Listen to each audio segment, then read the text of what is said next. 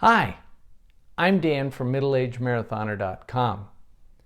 And as we start any of our running programs, it's important to consider strength and flexibility training.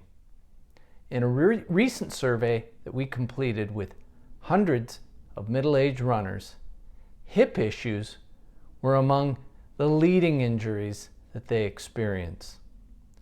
Now, especially when you're starting, and really even throughout your half and full marathon training programs, I recommend completing the exercises that I'm going to show you or something similar at least twice per week.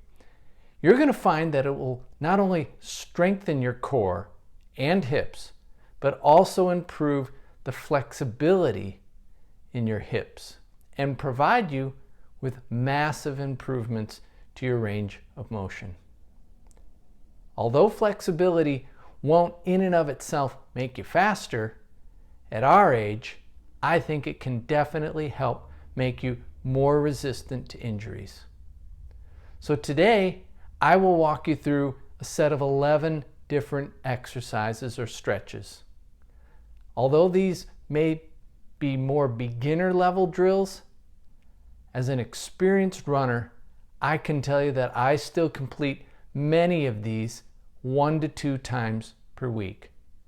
So for beginners, I recommend 2 times a week during the first 4 weeks of your training.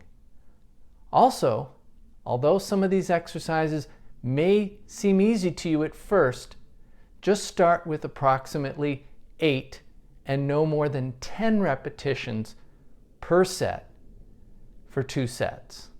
I can tell you from experience that it's better to start slowly. You may think you can complete more. Oh, these are easy. But trust me, you'll be sore if you complete too many repetitions during the first few days that you begin these exercises.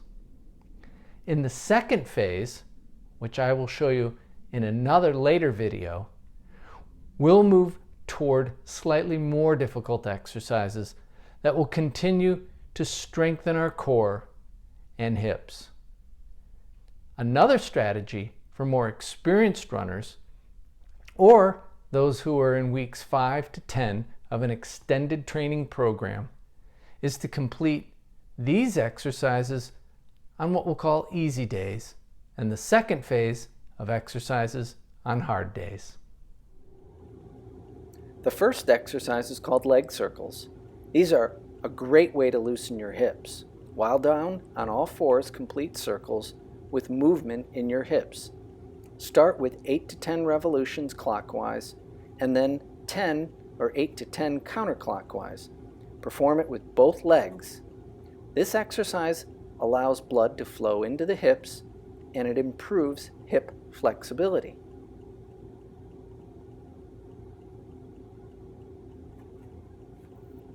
Alternatively, this exercise can be completed while standing. Now, one caution, this exercise may seem pretty easy, but trust me, you don't want to do too many of them when you're just starting. Start with about 8 to 10, and then after a few weeks you can increase.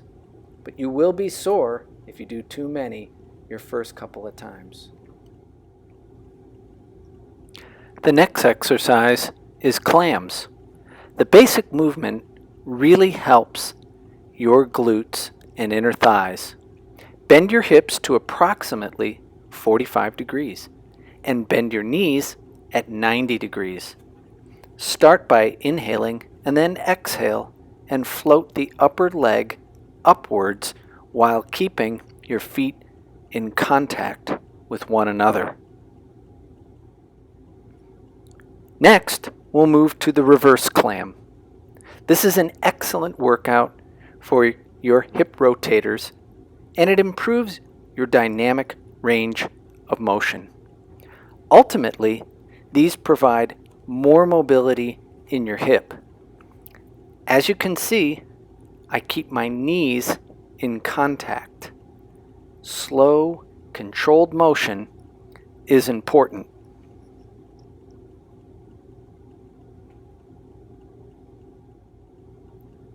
Next is donkey kicks.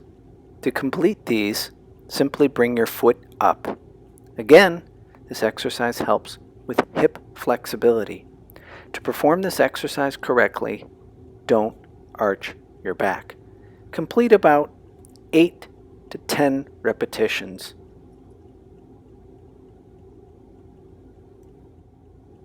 Fire hydrants are the next exercise. As you can see, many of these exercises are similar. So if you're just starting, it's okay to take a short break between each set. To start fire hydrants, be like a dog on all fours. Bring your knee up to your hip level and keep your pelvis level and avoid excessive hip rotation. The key is to let the knee guide the rotation.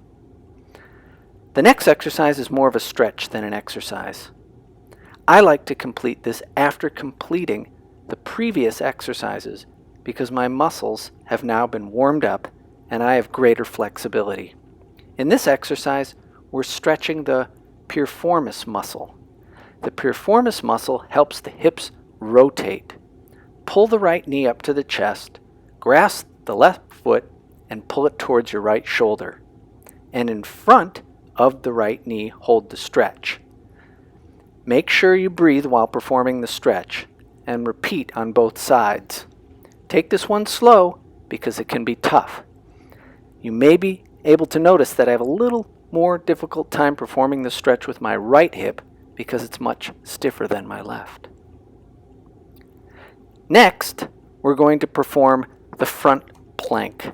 Start in a push-up position and then move to resting on your elbows. Hold your body straight in a straight line from head to toe. Start by holding this position for 15 seconds. Then lower your knees and rest for 5 seconds. Then get back in the plank position. Keep your back straight. This helps to stabilize the core.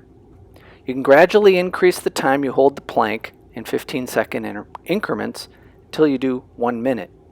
Complete 3 sets. Now you can see I'm lifting my legs or lifting my arm, and that can make it a little more difficult. But don't do that until you've been performing these for a while and you can hold a standard plank for at least 45 seconds. Now we'll go to the side plank. And to perform this, you start by resting on your side. Then prop your body on your elbow as shown and lift your hips up so your body is in a straight line from head to toe. Avoid twisting your hips. Again, we'll start with 15-second holds and gradually progress to 1 minute. You can increase intensity by twisting slightly and reaching up. Same as with front planks, you can rest. But with this exercise, you're resting by lowering your hips to the ground. The next exercise is called leg lowering. To perform this exercise, place your hands under or alongside your hips and raise your legs to 90 degrees. Tighten your lower back towards the ground. As soon as your lower back arches, raise your legs back up to 90 degrees. Start with about 8 to 10 repetitions and eventually increase to 20 repetitions. You may want to take a little extra rest after this exercise if necessary, because it's tough. Next, we're going to go to the sit-up. Ideally, we want to anchor our feet somehow or have somebody anchor our feet. When you're lying down, crunch to your knees. Start with 10 reps and build to 25. Sit up and lower yourself slowly and stay in control. As with most of these exercises, we care more about quality than quantity. Finally, we'll complete the bridge. This exercise helps to engage your glutes and hamstrings. To perform properly, keep your feet on the ground and raise your butt up and squeeze your glutes. Go slow and stay in control. Start by completing a couple of sets of 8 to 10 repetitions and then gradually increase to 20 reps. To add a little difficulty, after week 2 or 3, you can add a little weight. Right here I've got a 10-pound dumbbell.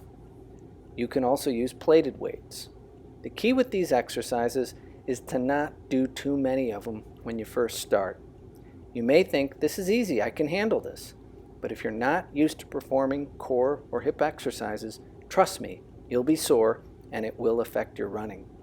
Just ease into the program and then slowly increase your reps and the number of sets you complete. You will soon get stronger and increase your flexibility week to week.